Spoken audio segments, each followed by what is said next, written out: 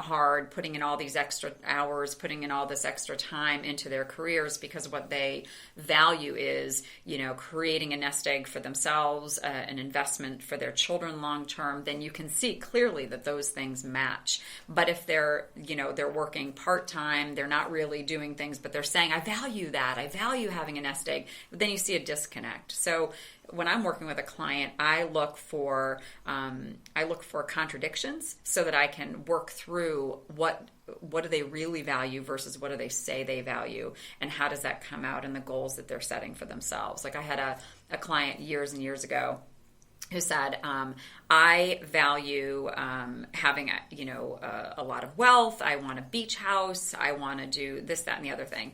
And I said, okay, so tell me some of the things that are important to you in terms of how you show up in the world career-wise.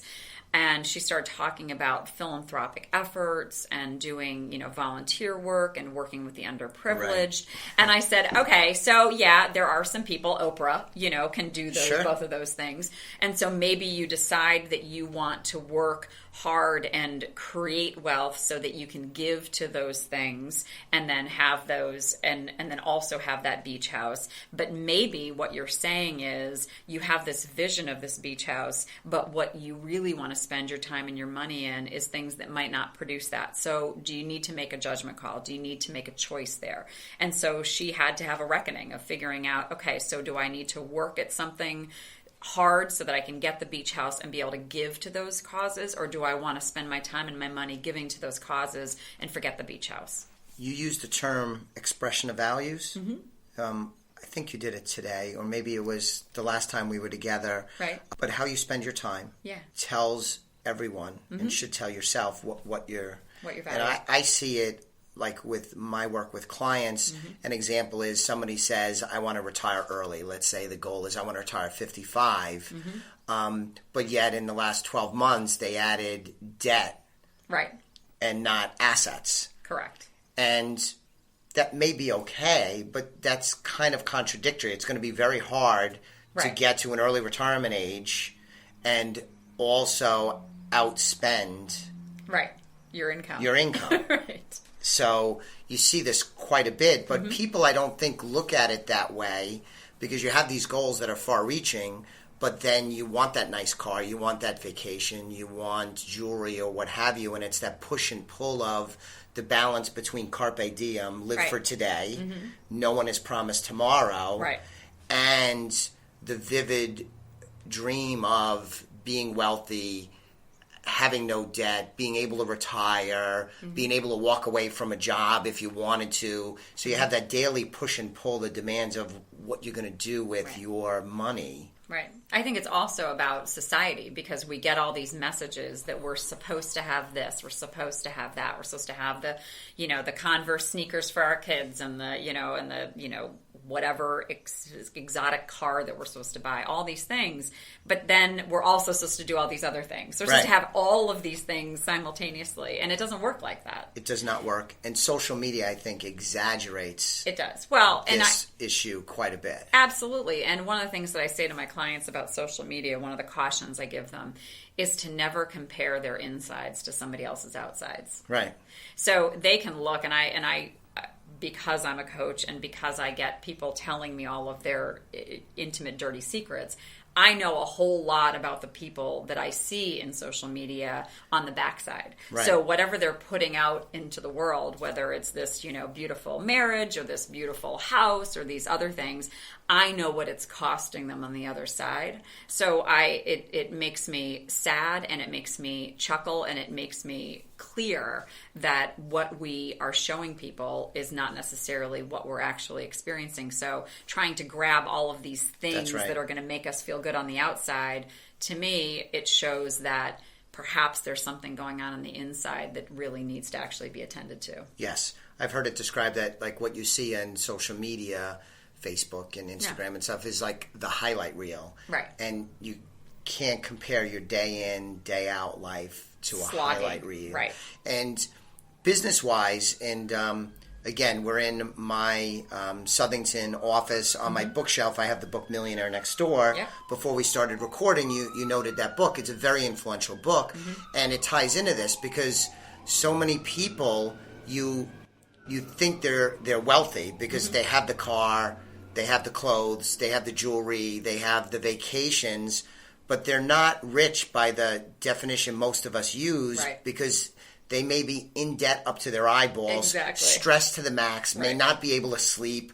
The husband and wife may be fighting every day. Right. You don't know. You don't know what's going on. You don't know. And the Millionaire Next Door does a great job profiling who is successful. It's not who you would necessarily think that, for example, the average millionaire drives a car that's 2 years old. Right. But if you ask most people walking down the street, they would say, oh, that guy must be rich because he's got the brand new Mercedes-Benz. Exactly. Yeah. But the guy with the 2-year-old Acura, it wouldn't come to mind. But he actually has more. Yeah. You don't know. And it could be the other way. You just don't know. You never and you know. Can't tell by looking at social media. Looking at the outside, yeah. I tell this to my kids all the time because we live in Glastonbury, and I moved them here because I wanted them to have the most number of resources available to them educationally and recreationally. And so we see kind of what the Glastonbury lifestyle looks like, whether or West Hartford or Simsbury, pick a town, right, in the greater Hartford area. But when they say that to me, well, they must be rich, look at their house, I say, yeah, okay, so they have 2 working parents who are working 50, 60, 70 hours a week, so that's a choice. Right. You know, it's we could make that choice. We could make that trade-off. And you don't know what their debt looks like. You don't know maybe what they inherited, which put them in that position. You don't know any of those things. So it looks like they have this quote-unquote life from the outside, but maybe you don't understand that maybe they're renting that house and they're actually not building any equity. And you don't know that, right? You don't know that they've built a platform on debt that is going to cost them long-term. So just live your life. Make your choices and decide for yourself what you value by, again, how you spend your money and your time. When somebody's established their goals, so let's say it's, I want to be debt-free, or I want to have enough money to leave a job that's a grind, stressful, I don't enjoy, whatever, or it could be retirement, it could be funding a child's college education. But once we've established the goals, what are some things that a person or a couple could do to increase the chances of success? What are some of the keys that you've seen that increase someone achieve any of the goals they set, but just focus more on financial for a moment? I think a couple of things. One, it's different for an individual than for perhaps a couple if I'm working with 2 people at the same time. But is communication and making sure that they actually have agreements. I think a lot of people set up goals based on expectations that, oh, they'll definitely agree because that makes sense, or they'll definitely come along because this is the smart choice to make. When that's an expectation, it's not an agreement. And when people are trying to make financial or any kind of goal move forward, they've got to know that what they're doing is based on agreement. So I actually know that my spouse is on board with this. I actually know that my kids have agreed that this is how we're going to play the next year, 2 years, 5 years. When you have those things, those set you up for more success. When you have expectations, you can end up, driving the bus down the road and all of a sudden you look back and there's nobody on it. Right? So you've got to create those agreements. The other piece is to create some accountability. So whether that's working with a coach, working with a financial advisor, working with somebody who is saying, like you said, well, you said you wanted to retire by 55, but I see that you got a new Mercedes and it's sitting out front. Maybe we want to have a conversation about what that looks like. So I think that accountability is another piece of it. And the third thing that a lot of people miss is that underneath it all, a lot of us have not a fear of failure, but a fear of success. And I don't mean that they're afraid of, oh, wow, that's going to feel great to be wealthy, or that's going to feel great to have this goal met, but that there are trade-offs in that. So if I all of a sudden, in a year became the next Oprah Winfrey, there would be a lot of awesome things that would come with that. There would also be a lot of things that would be bad that would come with that. I would have a lot of distance from people that used to be close to me. I would now have to wonder why someone was being friendly to me, perhaps. A lot of people would be digging in my closets and in my graveyard trying to find things. There's a trade-off. So I think a lot of people they look at the sunny side, but they forget to look at all the other pieces and to come to terms and reconcile that, yep, that's going to be a downside. I'm going to have to, what are some of the things that I'm going to need to put into place to accommodate for that downside that I'm going to face from achieving my goals? Yeah. I think sharing and getting that buy-in makes a ton of sense. I'll give you another example on top of the good ones you gave. I know, being small business owner at Elliott Wealth Management, I have goals for the organization, things that I want to accomplish. And some of them are for the benefit of the practice. Right. Some of them are for the advancement of my own personal, financial, and professional goals.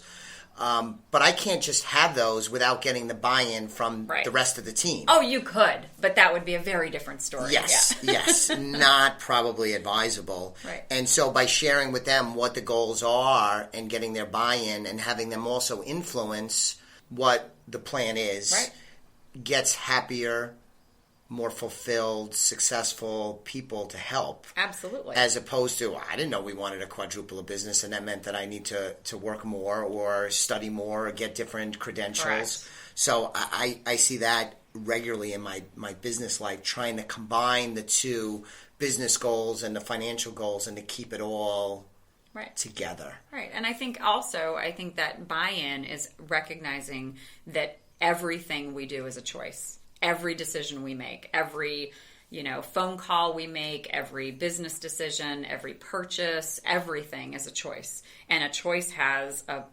pros and has cons. And recognizing that the more conscious we make those choices, like, why am I doing this? What will this bring me? So when I go into the Acura dealer and I'm looking and I'm thinking, that would be a sweet ride, but maybe I want to look in the used car section. I have to recognize that making that decision there are components to that choice. There are things that I need to really reconcile with myself and with the people who depend on me or who are, partners with me in those decisions. Beautiful. Well said.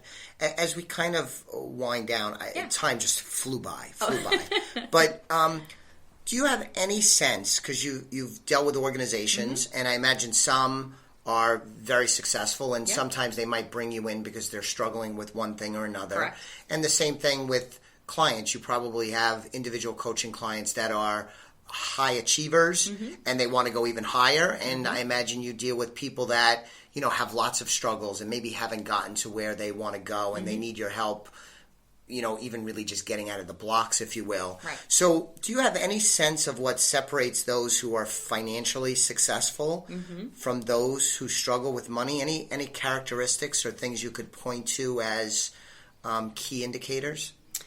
I think it's choices. I think that people who are incredibly financially successful, one, have made a choice to be that, unless they've won the lottery and then they made a choice to buy a ticket, right? Yep. I think so. Part of it is choices. I think part of it is having support and accountability. So you find that a lot of really financially successful people are surrounded by other people who are reinforcing their success. So they are people who have bought into the idea that that person should and can be successful. So whether it's a good financial advisor, you've got a coach, you're surrounded by, there's an old adage that, you are the average of the 5 people you spend the most time with. Yeah. So if you are spending time with naysayers and people who are enjoying the struggle at some level, or who think that they're victimized by the society or their experience or whatever it is, it's going to be much harder for you to make financial leaps to be able to, because it will necessarily distance you from those people. It's very true. So I think that, who you're surrounding yourself with and how you're seeing them, not because you want to use people to make that financial success, but you understand that you are limited in some of your choices by the choices that then will have to be made by the choices that you made, right? Like that there's a cascading set of influences. And I think also just being clear that it is what you value. If being financially successful is what you value, however you define that, then it's going to show up in your life in that way. So if you say you value it, then you're spending your money and you're spending your time doing that. I'll give you an example. We're going to drive cross country with my kids, and I said, I want to drive our car. I don't want to spend a whole lot of money on a rental. So we ended up buying a car to replace the car that we had at home, so that when I drove it cross country, I could sell it out there and come back. And I remember driving with one of my daughter's friends, and he said to me, Miss B, you're spending a lot of money today buying that car that you're going to, end up, you're trading out. And I said, I'm not spending anything. I'm showing that my value is to have this wonderful experience with my kids, to bring them in a car that they're comfortable with, and to come back and have